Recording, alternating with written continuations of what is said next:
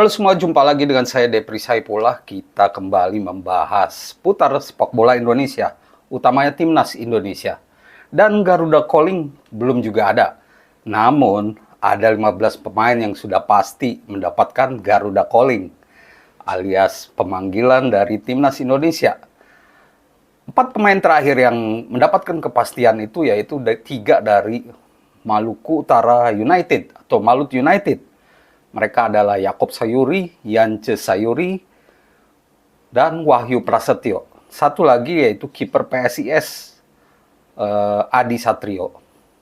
Dengan demikian ada 12 pemain dari Beri Liga 1 dan juga 3 dari abroad yang sudah mendapatkan kepastian. Soal pemain abroad kan ada 14 ya. Berarti ada 11 pemain lagi yang masih ditunggu. Walaupun saya pikir nama-namanya sudah diketahui ya. Dan kita lihat bahwa dari 15 pemain yang sudah dipanggil, Persib 1 pemain, Persija 3 pemain, Malut United 3 pemain, Persebaya 1 pemain, Dewa United 2 pemain, lalu PSIS 1 pemain, dan Persisolo 1 pemain. Kita tahu ada 2 nama baru ya. 2 nama baru Laksa lama yang masuk dalam 15 pemain yang terkuak di skuad Garuda Calling yang akan dipanggil oleh timnas Indonesia. Itu Ramadan Sananta dan juga Wahyu Prasetyo. Juga Yance Sayuri, karena sebenarnya Yance Sayuri pada putaran 2 lalu dipanggil, tapi dia berhalangan karena cedera. Semoga kali ini ya Yance Sayuri tidak berhalangan lagi dan bisa main di putaran 3 melawan Arab Saudi maupun Australia di kandang nanti. 15 pemain sudah pasti dan kita tahu tidak banyak perubahan yang dilakukan oleh Sintayong kecuali memanggil Ramadan Sananta dan Wahyu Prasetyo. Nama-nama lainnya kita lihat bahwa tidak banyak ya perubahan. Sintayong sepertinya tidak mau merombak atau memanggil pemain-pemain baru di Liga 1. Karena memang putaran 3 ini tahap yang paling krusial di pengejaran ambisi timnas Indonesia menuju Piala Dunia 2026.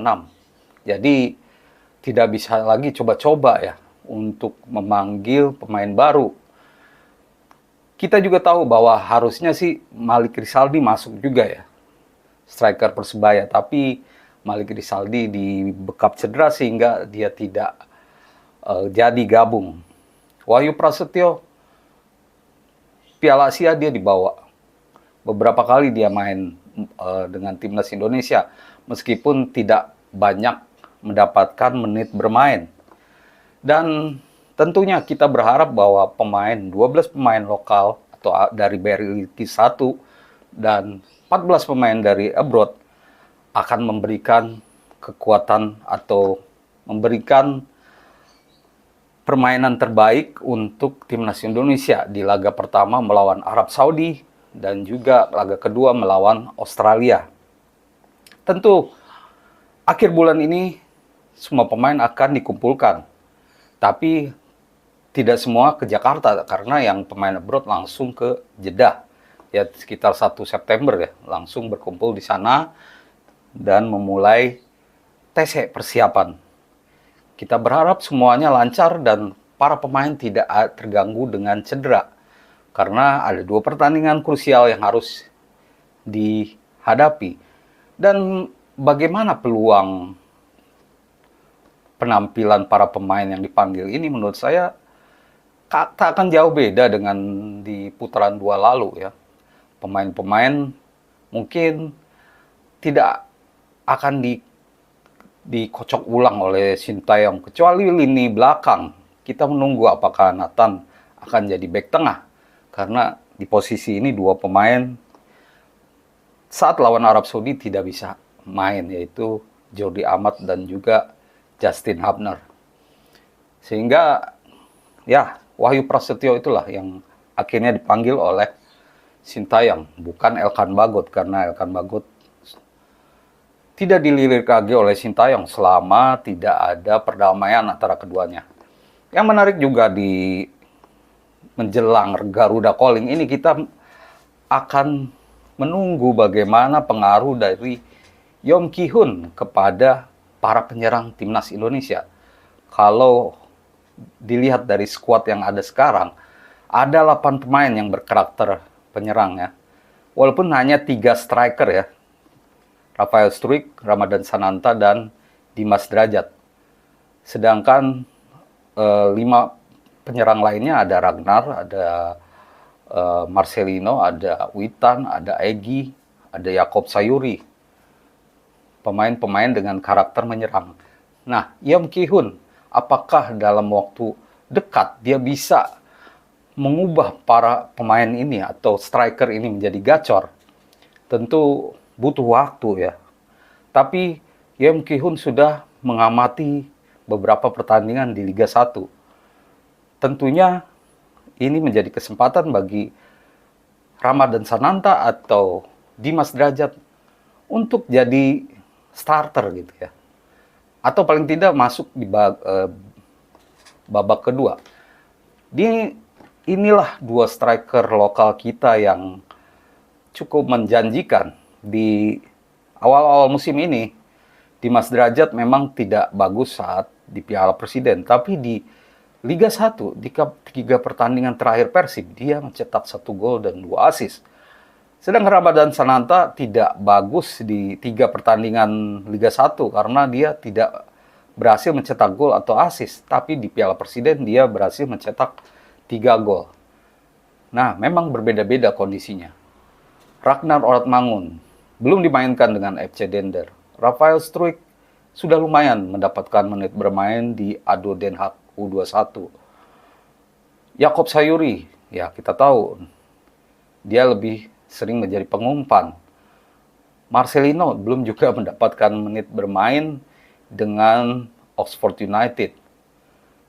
Egy Maulana dan Witan, ini 2 nama menarik yang menurut saya mungkin akan mendapatkan kesempatan ya di babak kedua, atau kalau starter tidak ya. Karena starter ya menurut saya mungkin tidak banyak berbeda dengan pertandingan lawan Filipina terakhir, di mana ada Marcelino, Ragnar di tengah, dan Rafael Struijk. Itu menurut saya jadi striker lini serang timnas Indonesia. Tapi dari 8 nama ini siapa kira-kira yang bisa langsung mencetak gol? Atau paling tidak banyak memberikan ancaman untuk pertahanan lawan? Ya memang sulit ditebak juga ya, karena para striker ini memang tidak gacor selama Piala Asia maupun di putaran 2 kualifikasi Piala Dunia. Dimas Derajat, Ramadan Sananta lebih banyak bagusnya saat melawan tim-tim lemah. Ramadan Sananta lumayan, dia bisa mencetak gol lawan Vietnam. Nah inilah Ramadan Sananta juga, dia cukup antusias kembali membela timnas Indonesia. Dia sempat tidak dipanggil di putaran 2 lalu, tapi dia dipanggil lagi. Ada harapan bagi dia masih muda, dia seorang pekerja keras, maka itu mungkin di babak kedua dia harus diberi kesempatan. Dan bagaimana polesan dari Yom Ki-hun ini, saya berharap bisa dalam waktu 2-3 hari bisa disulap lah menjadi striker bagus. Tapi siapa yang akan mencetak gol? Susah ya, apalagi kita menghadapi tim Arab Saudi. Arab Saudi punya back-back senior yang berpengalaman. Dan saya harap, tapi mereka juga di kandang ini kurang impresif ya, kurang banyak mencetak gol walaupun tidak kebobolan banyak juga. Nah, inilah tugas-tugas para striker. Dan mungkin ya Ramadan Sananta punya peluang untuk mencetak gol ya melawan Arab Saudi atau di laga melawan Australia. Semoga semuanya berjalan lancar dan Yom Ki-hun punya formula jitu atau punya masukan jitu siapa yang harus jadikan striker. Inilah kesempatan bagi para penyerang untuk unjuk gigi di depan para pelatih timnas Indonesia. Demikian teman-teman ulasan saya soal timnas Indonesia. Semoga menjadi informasi yang baik bagi semuanya. Terima kasih atas perhatiannya dan salam olahraga.